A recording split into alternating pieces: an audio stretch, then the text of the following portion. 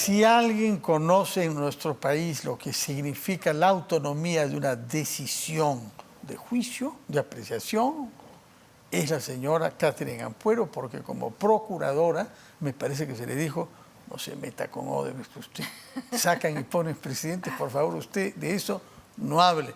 Y se negó y prefirió dejar el puesto antes que dejarse someter.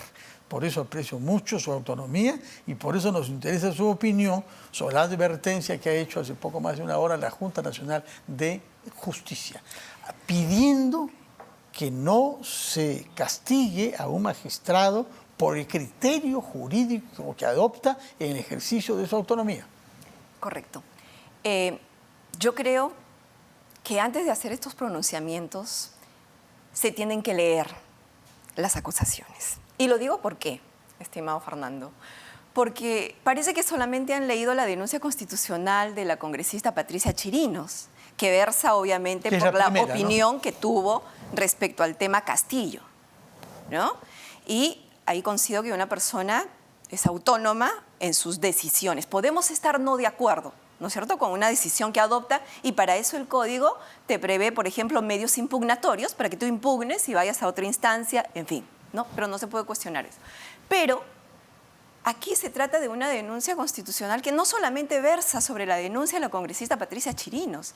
Hay una denuncia que se acumuló a la de la congresista Chirinos, que proviene del procurador público anticorrupción Javier Pacheco, y que hizo suya... destituido entre tanto, ¿no? Y, no está destituido. Señor Pacheco sigue siendo procurador público anticorrupción. Me equivoqué. ¿Cuál es, perdón, el que salió por un problema de nepotismo? Ah, no lo sé. Pero el procurador Pacheco...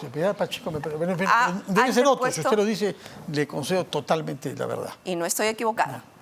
Él continúa siendo procurador y viene siendo procurador hace muchos años. Y no es su primera denuncia que ha presentado. Él presentó esta denuncia en contra de la fiscal suprema, Zoraida Ábalos, y esta denuncia la hizo suya la exfiscal de la Nación, ahora congresista de la República, Gladys Echaíz, ¿no?, que conoce muy bien del derecho penal también. Entonces, ella hizo suya esta acusación, esta denuncia, perdón, la cual se acumuló a la de Patricia Chirinos, y esta no versa, Fernando, sobre la posición adoptada por la fiscal, entonces fiscal de la Nación, Zoraida Ábalos, con respecto a investigar o no a un presidente en ejercicio. Esta denuncia tiene que ver con la intromisión que hizo la fiscal de la Nación, entonces Zoraida Ábalos, con el tema los cuellos blancos del puerto. Y porque hay algunas colaboraciones eficaces que señalan que su nombramiento como fiscal suprema habría sido irregular, y mencionan la intervención de Cabaza. También algunas reuniones con algún integrante de la Junta Nacional de Justicia, que es la doctora Zavala, que también es mencionada en esta investigación Los Cuellos Blancos del Puerto. Entonces vemos tiene que vínculos de, creo, parentesco espiritual, sí, que ¿no?, justamente también respaldan esta denuncia que la fiscal Zoraida Ábalos, cuando era fiscal de la Nación, nombró a las hijas de la señora Zavala, miembro de la Junta Nacional de Justicia, dentro del Ministerio Público, ¿no? Entonces hay varios cuestionamientos a su labor como fiscal de la Nación y sobre todo vinculadas al caso Los Cuellos Blancos del Puerto, y que justamente la fiscal que inició este caso Los Cuellos Blancos del Puerto, y que gracias a su trabajo se destapó toda esta podredumbre que se supo luego, me refiero a la fiscal Rocío Sánchez, ella presentó también una denuncia en contra de la señora Zoraida Ábalos ante la Junta Nacional de Justicia. Y la Junta Nacional de Justicia, en mérito a esta denuncia, también abrió una investigación. ¿Cómo y es por eso, esa investigación? Sí, por eso es que me sorprende muchísimo, digamos, este pronunciamiento de la Junta Nacional de Justicia, más aún si ellos están llevando a cabo una investigación en contra de la señora Zoraida Ábalos, y es como un adelanto de opinión. ¿Cuánto tiempo? No, porque todo lo que dicen es no se debe sancionar a alguien por el criterio jurídico que adopte. Pero lo que dice usted no es criterio jurídico. Pero es que llama mucho la atención. ¿Por qué? Porque ellos hacen ver como que la denuncia que ha prosperado y que va a llegar al Pleno, a su votación en el Pleno, versara única y exclusivamente por la decisión que ella adoptó respecto de Castillo. Pero se va a votar también. Pero dolosamente omiten señalar, y ella lo omite señalar en sus entrevistas, y muchos periodistas y políticos omiten señalar de que la denuncia no solamente versa sobre ese tema, sino principalmente sobre estas conductas que habrían sido absolutamente irregulares vinculadas a esta investigación tan emblemática. Ahora, como es los cuellos blancos del puerto. Sobre cuellos blancos, ¿cierto? Hay también cuestionamientos a muchas otras personalidades, incluida la actual fiscal de la Nación, ¿no? Probablemente, pero ahora estamos viendo este caso y hay que dar la información completa, porque dar una información incompleta no es correcto. O sea, usted no comparte el temor de que en el Congreso haya una tendencia a hacer injerencia en autoridades judiciales o electorales, que es el espíritu de este comunicado. Yo no estoy de acuerdo con el comunicado porque es incompleto. Informa a la ciudadanía de manera incompleta, haciendo ver que solamente se estaría denunciando o acusando a la exfiscal Zoraida Ábalos por su decisión que adoptó en el caso de Castillo. Y esto no es correcto, porque la denuncia abarca otros temas más, que también la Junta, por transparencia, debería informarlo a la ciudadanía. De acuerdo.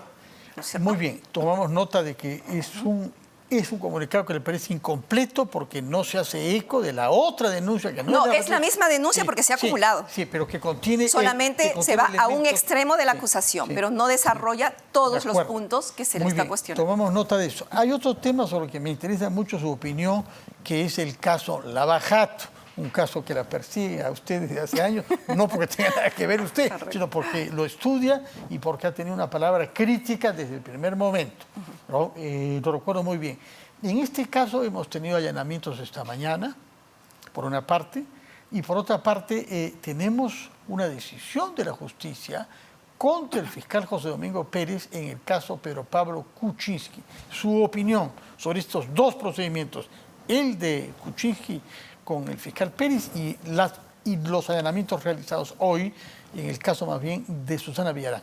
Bien, en lo primero, con respecto a este pronunciamiento del juez que le ordena, o ordena a él, frente a una tutela de derechos que ha presentado la defensa del expresidente Pedro Pablo Kuczynski, ordena que, como hay diligencias pendientes que el mismo Ministerio Público ha dispuesto durante la etapa de la investigación preparatoria, entonces no es regular que el fiscal haya dado por concluida la investigación preparatoria cuando todavía habían diligencias pendientes de actuarse.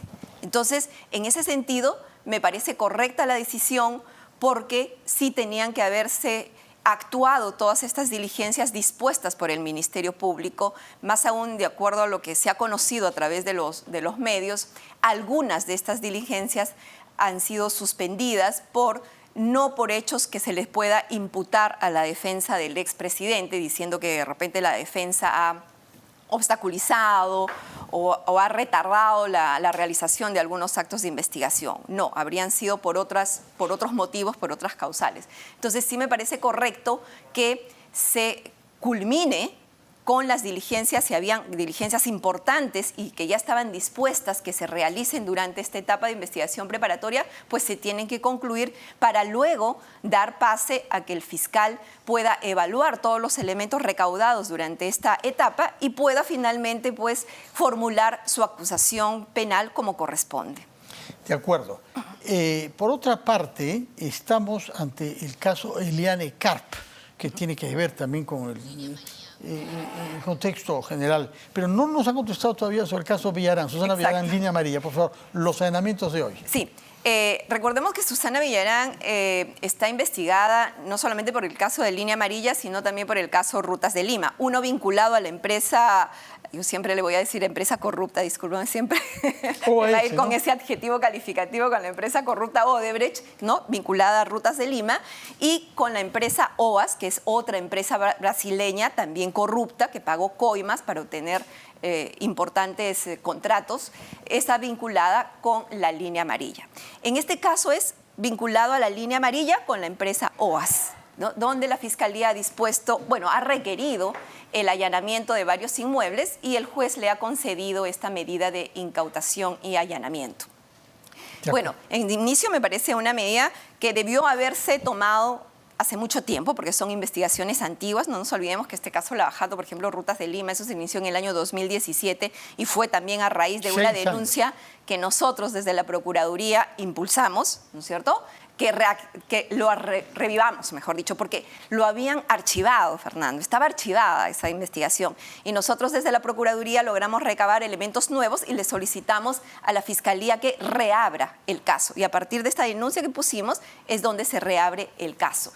Pero bueno, finalmente se ha dado este allanamiento y nosotros esperamos que dé sus frutos, que hayan podido recabar información importante, que finalmente a la Fiscalía le permita avanzar y sobre todo ya formular acusaciones, porque lo que queremos los peruanos es ya resultados, ¿no es cierto? Verdaderamente, sentencias. Sí. Y no que se postergue, se postergue. Así es. Sobre el caso de Elian Scarpa, una palabra, por favor. Bueno, lo de Elian Scarpa es una medida que realmente debió tomarse hace muchísimo tiempo porque era evidente, más que evidente, que ella iba a salir de los Estados Unidos, ¿no es cierto? Bueno, todavía está en trámite, todavía falta el pronunciamiento de la Corte Suprema, o sea, todavía esta detención que se ha solicitado, todavía está en proceso, todavía no ha salido. Hoy la Corte Suprema, he leído algo hoy. Creo que ha sido de la instancia menor. Inferior, todavía falta que sea ratificado el Poder Judicial. Y falta el gobierno, ¿no? Falta el gobierno. Exacto, siempre. y es decisión también, porque en estos temas de extradición, recordemos que no solamente está la parte jurídica, que la podemos tener todo con luz verde, sino también hay una parte política, ¿no es cierto? Después de este pronunciamiento de la Suprema va a tener que venir el tema político por parte del Ejecutivo, que yo creo que hasta el momento está dando luces claras en este sentido de querer que las personas cuestionadas o investigadas por hechos de corrupción vengan y rindan cuentas a la justicia peruana, ¿no? Así que bueno, este es un paso más que se está dando, pero habrá que ver, pues, porque ella está en Israel, ¿no? Ella, de ahí que nos den la extradición, que proceda esto en Israel, es otro tema. ¿Podría Acá en el Perú, ser colaboradora eficaz? Elian Scarpa no tiene ningún impedimento para ser colaboradora eficaz, ¿no es cierto? Igual que Alejandro Toledo, tampoco no tiene ningún impedimento legal para que sea colaborador eficaz. No existe. Ya no rige esa restricción que impide que el jefe ya no pueda, eso no existe. No existe hasta porque el jefe máximo puede la ley de colaboración eficaz, recordemos, fue modificada cuando era presidente Pedro Pablo Kuczynski y ministra de Justicia Marisol Perestello, porque antes de eso los líderes, cabecillas o jefes de organización no podían acogerse al proceso de colaboración eficaz. Luego se modifica esta norma en la época de Pedro Pablo Kuczynski y ahora también permite que los líderes, jefes o cabecillas de organizaciones criminales sí puedan acogerse a los procesos de colaboración eficaz. ¿Cómo prevé usted que va a continuar y que va a culminar en algún momento todo el proceso Lavajato? ¿Esperanzas de qué guarda todavía? Esperanzas de que por lo menos las investigaciones vinculadas a las 4 obras que comprende el acuerdo de colaboración eficaz podamos contar con sentencias condenatorias. ¿Cuáles son? La interoceánica, que está Tirsa, avanzando en ese sentido. Exactamente, una carretera en el Cusco que involucra a Curio, que era gobernador regional, lo de la Costa Verde, al exgobernador Moreno, y lo de la línea del metro que involucra a algunos funcionarios del gobierno aprista. Esas son las 4 obras que se incluyeron en el acuerdo y ya no tengo fe de que se incluya las obras más importantes, donde hubo corrupción, gasoducto, Rutas de Lima. Pero siga bregando, Olmos. Señora Ampuero, por favor, no nos diga que ha perdido la esperanza y que va a cruzarse de brazos. No, cruzarnos de brazos no, siempre estamos criticando y diciendo por qué no los comprenden como investigados en estos casos donde ellos no están reconociendo haber cometido hechos de corrupción, pero sí existe muchísima evidencia de que sí pagaron coimas, como por ejemplo el gasoducto, porque ellos siguen gozando de impunidad en el tema gasoducto si no están reconociendo haber pagado coimas, pero sí hay evidencia de que sí pagaron las coimas. Y ahí tenemos las colaboraciones eficaces, por ejemplo,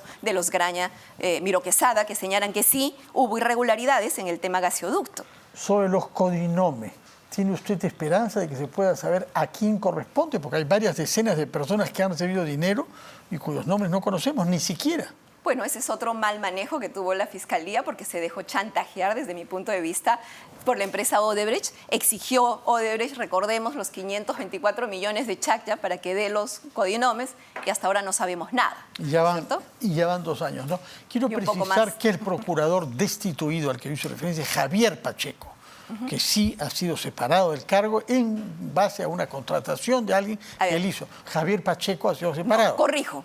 Que era procurador anticorrupción. A ver, corrijo. Javier Pacheco continúa siendo procurador público anticorrupción. Javier Pacheco no puede llevar una investigación en específico, cuya competencia para ese caso en específico le han dado a la procuradora Silvana Carrión. Pero Javier Pacheco, para información, continúa siendo procurador público anticorrupción. Sí, continúa siendo. Simplemente yo tenía acá una resolución que lo apartan para un caso en específico. Sustituir al abogado Javier Alonso Pacheco Palacio, procurador público para un caso en especializado en delitos de corrupción. Usted dice que solamente para un caso en específico. Muy bien, preciso. Entonces queda claro que el señor Pacheco, aunque ha sido separado de ese cargo, ¿que es una sanción o no? No, no ha sido separado del cargo, él continúa siendo procurador. De ese rol. Ha dejado de ser competente para un caso en específico, para una investigación. ¿Cuál es la razón? ¿Es una sanción?